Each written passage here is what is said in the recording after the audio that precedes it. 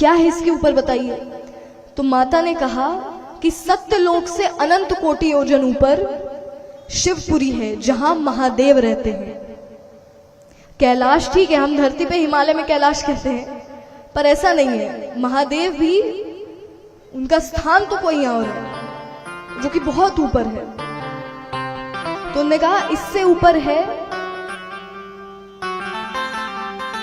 शिवपुरी जहां महादेव रहते हैं, और शिवपुरी से भी अनंत कोटि योजन ऊपर है बैकुंठ जहां भगवान विष्णु रहते हैं।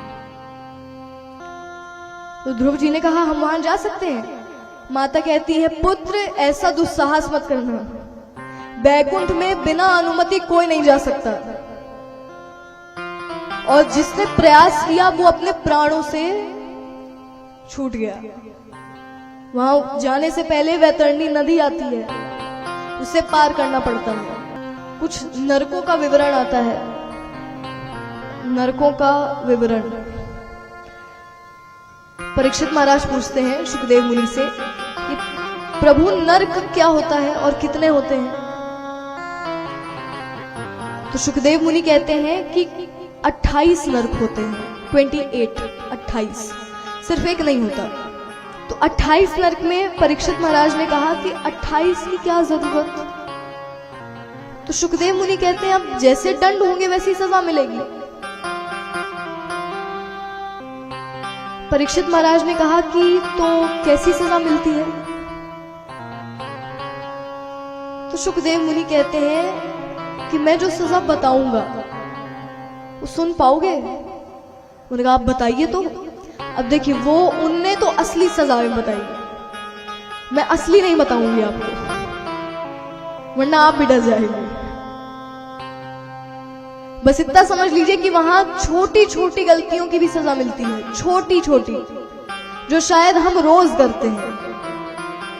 झूठ बोलना, अब झूठ तो आम बोलचाल में है, एक बार के झूठ बोलने की भी सजा मिलती है वहां पर, और भारी सजा मिलती है।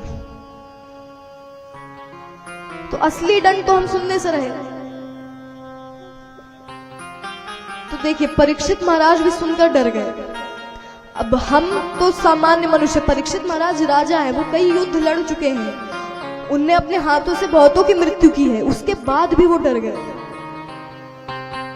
और वो तो बहुत अच्छे राजा थे, वो तो गलत काम भी नहीं करते थे, शायद ही उनने जीवन में एक दो गलत काम किए हो, उसके बाद भी वो डर गए। तो हमारा आपका क्या होगा।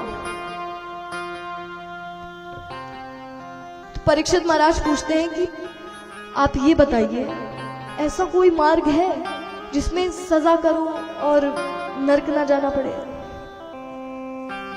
सुखदेव मुनि कहते हैं मतलब अब इसमें भी तुम्हें नया रास्ता चाहिए। उन्होंने कहा आप बताइए तो। ये ग्रंथ कलयुग के लोगों के लिए है ना, तो वहां तो बहुत लोग होंगे ऐसे जो गलत काम करेंगे, तो क्या होगा उनका, क्या सबके सब नरक में रहेंगे। तो सुखदेव मुनि कहते हैं ऐसे थोड़ी दुनिया चलेगी। ठीक है मैं बता देता हूं, अंतिम समय में, मृत्यु के समय में किसी ने अगर भगवान का नाम एक बार ले लिया वो नरक नहीं जाएगा। अब ये सुनने में बहुत आसान है पर है नहीं, बहुत कठिन है, क्योंकि जिसने जीवन भर उनके नाम लेने का प्रयास नहीं किया वो अंतिम क्षण में कहां से ले लेगा, या कैसे उसके चमक जाएगा अचानक से। जिसने जीवन भर नहीं लिया वो लास्ट में ले लेगा, लास्ट में फिर आपको सिर्फ दुनिया याद आती है कि मेरा ये काम छूट गया, वो बचा है, वो बचा है। तो राजा परीक्षित कहते हैं कि अच्छा नाम लेना पड़ेगा, पर आपने जैसा कहा ये तो बहुत आसान है। सुखदेव मुनि कहते हैं आजा बिल्कुल आसान नहीं है। कौन कह रहा आसान है, अच्छे अच्छे लोग नहीं ले पाते, तुम साधारण इंसानों की बात कर रहे हो। और जिसने लिया है उसको मुक्ति मिली है। तो उन्होंने कहा कि ऐसा कोई उदाहरण हुआ है अभी तक। उन्होंने बोला क्यों नहीं हुआ है। उन्होंने कहा अजामिल नाम का एक ब्राह्मण था, छोटा बच्चा था जब, तो वो वन में गया और वन में उसने गलत संग देख लिया। अब क्योंकि वो तो छोटा है, तो मन में बुराई प्रवेश कर गई। अब एक बुराई आई, जितनी बुराइयां हैं वो सब धीरे धीरे आती गई। धीरे धीरे जितनी बुराइयां हैं सब आती गई। अब उसके घर में कई स्त्रियां रहने लगी। एक पत्नी थी। जितने आसपास के लोग हैं सबको पता है कि बहुत अत्याचारी, बहुत कुकर्मी ब्राह्मण है। ब्राह्मण तो है पर ब्राह्मण कहलाने के लिए योग्य नहीं है। भगवान ने कहा है कि मैंने नहीं कहा कि जन्म से तय करो कौन क्या है, मैंने तो सीधा सीधा कहा है कि गुण और कर्मों को देखो। वो जन्म से हमने आपने बना लिया। बीच में कुछ ऐसे लोग आए जिनने पूरा नियम खराब कर दिया, कहीं का नहीं छोड़ा। पर ये हमारी संस्कृति नहीं। हमारे यहाँ सिर्फ गुणों को देखकर, आप बहुत ऊंचे कुल के हो पर अगर आपके कर्म अच्छे नहीं है ना तो आप वहां के कहलाने लायक नहीं है। तो यहाँ लोगों ने कहा ब्राह्मण है पर ब्राह्मण कहलाने के योग्य नहीं है। संजोग से एक दिन कुछ ऋषि मुनि जाते हैं, साधु संत जाते हैं और उन्हें रात में रुकने के लिए एक स्थान चाहिए था। तो उनने आसपास के लोगों से पूछा कि आपके नजरों में कोई ऐसा व्यक्ति है जिसके घर हम एक रात रुक सके। तो उनने कहा हाँ व्यक्ति तो है पर ब्राह्मण है, ब्राह्मण कहलाने के योग्य नहीं है। उन्होंने कहा हमें कौन सा रुकना है, हमें एक रात बस रुकना है, उसके बाद तो हम ऐसे भी चले जाएंगे, बताइए कौन है वो। उन्होंने कहा अजामिल है उसका नाम, सामने यही पास में घर है, आप जा सकते हैं मन हो तो जितने साधु संत हैं वो जाते हैं। वहां पे अजामिल उस समय घर में नहीं था, उसकी पत्नी थी। उसने ब्राह्मणों को भोजन कराया। कुछ समय बाद वहां अजामिल आता है।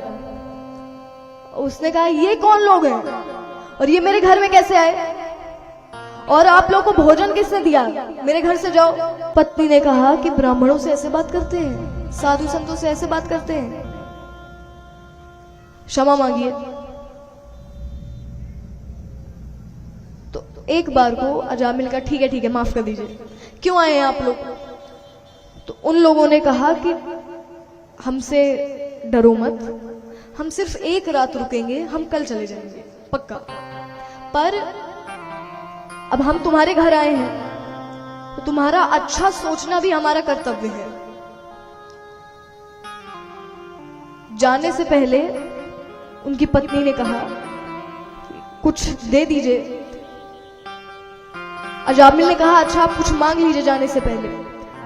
तो उन साधु संतों ने कहा कि हमें तुम क्या दोगे, बस एक एहसान कर दो या एक काम हमारा कर दो कि तुम्हारा पुत्र होने वाला है,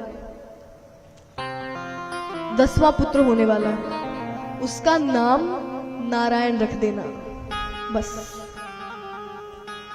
क्योंकि देखिए उस समय के जो ब्राह्मण थे वो कर्मों से थे, वो उतने अच्छे थे वास्तव में। आप मिलेंगे तो उनके चेहरे में तेज होगा। वो कहा जाता है वो किसी के घर का चावल खाकर पहचान जाते थे कि सामने वाला व्यक्ति कैसा है। तो उन ब्राह्मणों ने अजामिल के घर का भी चावल खाया। उनको लगा कि ये व्यक्ति अच्छा है पर गलत संगति में है। व्यक्ति बुरा नहीं है, संगति गलत है। तूने कहा कि जो 10वां पुत्र होगा उसका नाम नारायण रख देना। अजामिल ने कहा ठीक है।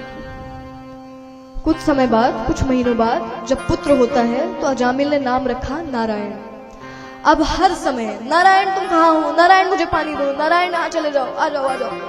मुंह में किसका नाम है, नारायण भगवान का। ऐसे करते करते उसे आदत हो गई नाम लेने की।